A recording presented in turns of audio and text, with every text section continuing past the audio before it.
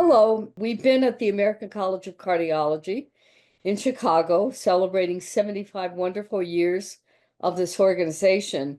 And it's been great because there's so many good papers being presented that I've been able to capture a few of them. And one of them is today. Dr. Andrew Sauer from Kansas City from the Mid-America Heart Institute with the Implement study. And I have to disclose that I'm one of the authors. Andrew, we try so hard to get people to do the right thing. We're constantly asking our colleagues to start the GDMT, do that guideline-directed medical therapy. But so many things have not worked. I'm the quality chief now, and I'm always trying to get the same thing. People, please start the drugs. Don't wait too long. Don't wait until they're outpatient. Start it an inpatient. So tell our audience about Implement. And I know it's a very complex system when you get right down to it. Yep. What is Implement actually? So the Implement HF initiative was sponsored by the American Heart Association. It was really a spin-off or an addition to the Get with the Guidelines initiative. What was really added to it in terms of quality improvement was, first, importantly, we measured 30-day guideline-directed medical therapy, which is obviously in addition to the usual measures measured during the hospitalization and at discharge. The other thing we did is we defined defect-free quadruple medical therapy a little differently than what you see in other studies. Specifically, to be considered defect-free at discharge and at 30 days, they needed to be on beta blocker. They needed to be on ARNI, sacubitril/valsartan, as opposed to just being on ACE or ARB, because that's the class 1 recommendation. They needed to be on MRA, and they needed to be on SGLT2 inhibitor. And this is, of course, patients with heart failure with reduced ejection fraction. Ultimately, the idea was that there would be 7 regions invited to participate. That included Kansas City, Milwaukee, St. Louis, Chicago, Philadelphia, New Jersey, and North Carolina. This involved 61 hospitals and over 40,000 patients over 3 years from 2021 to 2023. And ultimately, the initiative was really leveraging an opportunity to do a quality improvement project across all 7 regions using the true approach, essentially all learn, all teach. And essentially all hospitals within their regions would be inputting those data points, those measures that we talked about at discharge as well as in 30 days, and then participating in their region, reviewing dashboards, and then participating in model sharing to allow them to create opportunities for improving implementation. That's basically the premise. We were very proud to participate in Kansas City and then lead the report out of the quality metrics. So what were the data points like in that segment? If you look at the Q1 of 2021, at the time of the initiation of Implement HF, defect-free quadruple medical therapy at discharge was only 5% across all systems, all hospitals. And by defect-free, you mean all the drugs on board? All 4 drugs. And again, this was carefully articulated as to what that meant. And that in that 30 days, it was 0%. There wasn't a single amount of defect-free quadruple medical therapy at 30 days. If you fast forwarded through 2.5 years of the initiative, almost 3 years of the initiative, that discharge defect-free quadruple medical therapy rate went from 5% to 45%. And the 30-day initiative after 2.5 years was actually up to 45% as well. And what we can be particularly proud of is that sites were able to improve individual therapies. MRA was over 70%. SGLT2 inhibitor which was is over huge 60. right now. It's huge, yeah. I can't get it up to 50%. We keep It's seeing terrible. 30%, 40% reported Yeah. in a number of the Get with the Guidelines papers in the VA cohorts. So 70% for a US cohort in the real world involving Get with the Guidelines type hospitals is huge. And we also saw ARNI use over 60% when you look at individual therapies. And the last thing that we measured was social determinants of health utilization at discharge as well as at 30 days. Give me an example of which of the social determinants did we use? I mean, it's the usual ones, looking at access to food, access to transportation, those types of determinants. But this adoption of social determinants of health as being captured by Implement HF also exceeded 70% at hospital discharge and at 30 days. It's amazing because Yeah. we never get that high. The other thing that was really great to see was there were no sex-based disparities, no race-based disparities, no urban or rural-based disparities. There were some geographic disparities at first, but they kind of leveled out That's as we got interesting. further into the initiative. And again, I think a lot of this is because sites were learning from each other and they were being competitive. So a lot of people say, well, how was this so successful? Because we've never seen very many implement initiatives that's led to this dramatic of an That's right. improvement over That's this right. shorter period of time. It begins with you had willing participants. Nobody was forced to participate in this initiative. So in my city, only 3 systems out of multiple systems participated, but we had very strong participation energy, if you will, in saying we want to do this. This is important to us as a health system for a number of incentivized reasons.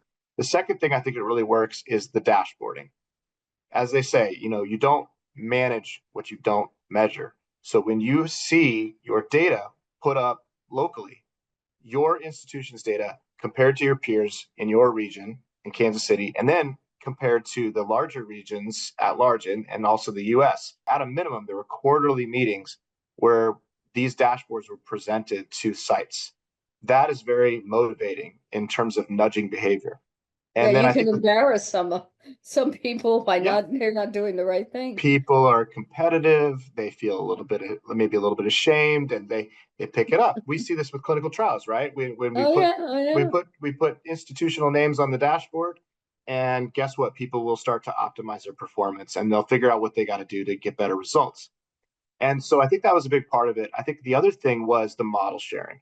There were over 200 examples of models shared over the course of the initiative, either at quarterly meetings or where we'd gather at the American Heart Association or the American College of Cardiology sessions, and they'd have opportunities for teams to come together and participate in model sharing. And so when you think about, well, what were the kind of lessons learned? So, for example, in Kansas City at the time, SGLT2 inhibitors were struggling to get onto inpatient formulary.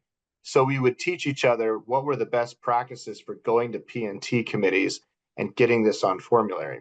So, for example, using the MPulse data when that came out was very compelling for a lot of our P&T committees to say we have safety data now and some efficacy data for starting SGLT2 inhibitors And lower on patients. GFRs. Yeah. Exactly, lower GFRs on non-diabetic patients with heart failure.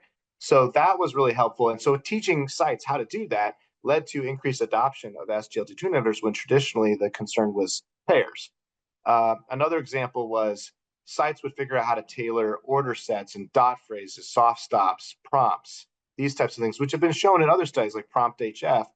Best practice alerts are effective nudges. They're modestly effective, but again, on a willing participant where you have clinicians that are saying, we want to do better. I'm about to discharge this patient, and my EMR is forcing me to document what their GDMT will look like at discharge and specifically call out these specific therapies. The programs were given the checklist reminders to improve their habits, essentially, as a site. As James Clear says, you do not rise to the level of your goals, you fall to the level of your system. So when you put a system in place, that becomes the common denominator. And I ultimately think that was a big reason why you had these ingredients for success. So willing participants, obviously dashboarding and seeing data, and then the model sharing of all teach, all learn allowed for individualized system interventions that would help with essentially the mundane practice of overcoming clinical inertia. Now, what did you do with, for example, one of our complaints that we hear, oh, when you start the MRAs, the potassium's going to go off the chart. So, I think we try to educate folks that, for one, I participated in helping lead the CARE-HK and Heart Failure Registry, which we have some report outs coming, where we showed that a lot of the concern about hyperkalemia may be a little bit overblown. Absolutely. When we see hyperkalemia, it tends to be modest. We Mhm. shouldn't dismiss it. It is real, but we're talking about 5.1 to 5.5. And you could argue that you don't need to do anything with that. You can just I don't watch do anything. right? But that's the Yeah. majority of the hyperkalemia out there. And then when it is over 5.5 or even 6, there are mitigating strategies, such as make sure they're on the SGLT2 inhibitor. That's been shown, or at least observed in clinical trials, that if you have SGLT2 plus MRA, they're Yeah. complementary. You're less Yeah. likely to get hyperkalemia. I And we think have the the other, binders. I and mean, we we have have the binders. binders, and we also showed in CARE-HK with heart failure registry that the Europeans are much more progressive with using the binders. Absolutely. In the US, we have this reluctance to use them. I think we have to start talking about binders like part of GDMT, because if you de-escalate GDMT on the patients who have the highest risk of hyperkalemia, those actually happen to be the patients who stand to benefit the most from And have GDMT. the highest risk of dying, actually. That's right. So we shouldn't be de-escalating. We should be advancing. I will say, though, Implement HF probably didn't capture a lot of that because, again, the focus was on the performance measures at discharge. And then at 30 days, there was Right, no right. extended follow-up. There is a plan, at least that's what the AHA is telling me, to see if we can look at claims data so we can get a sense of what happens to these patients That would be in the real cool. world. So we can tie the performance measures and the adherence to the individual patient in the claims data. So we're hoping to see that data output soon as we kind of You get know, farther. that's what the CDC did with their famous New England paper showing us the terrible readmission rates, is they had the administrative data and they paired it. Right. That's That's how right. they did it. Well, we're going to have to shut off here, but I could talk about this all day. It's fascinating. Right now, I'm just arguing with my teams about we've created all these dot phrases to Yes. have notes be simple and easy to follow and have some consistency, and they're not being used.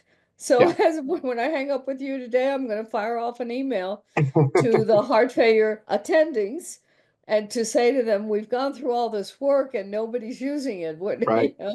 this is Well, meant that's to my make take life home is easier. that these prompts, these nudges, they work best when you have buy-in from the teams, and that usually requires at least one or two champions. It's like we're really going to Yeah. do this. This is important, and so we're going to find a way to incentivize this behavior. And so lots of creative ways to do it. And that's what we learned is that each region, each site had their own kind of tailored Yeah. best practice, but And they their learned own from each other. culture, their own Hmm. culture. I That's really right. believe in the culture aspect of it all.